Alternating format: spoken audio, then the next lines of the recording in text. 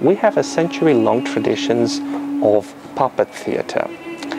In fact, according to the archaeological excavation results, this tradition was in custom from the antique period, as far as the 4th century BC. Wow. Yeah, when they used the puppets made of mat, made of pottery.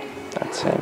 And there were different famous characters, even back in those days, connected to the religious beliefs and connected to the traditions of the people. Islam did forbid the use of the puppet theater.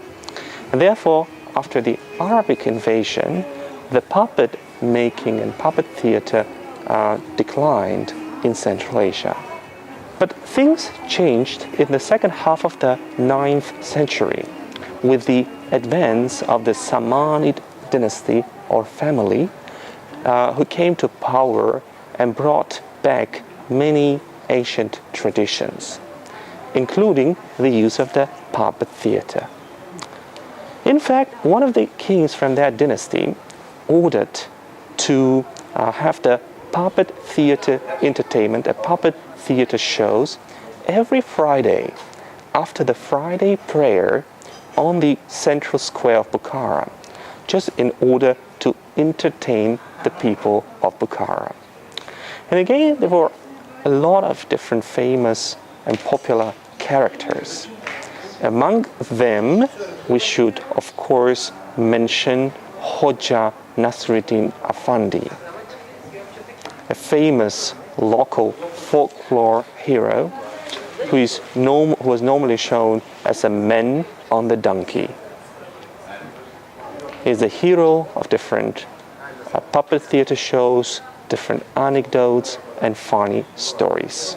In the late medieval period, with the decentralization of power, the puppet theater was used as a tool to make fun over the different members of the royal family, rulers, religious, clerics, and the officials of Bukhara Emir.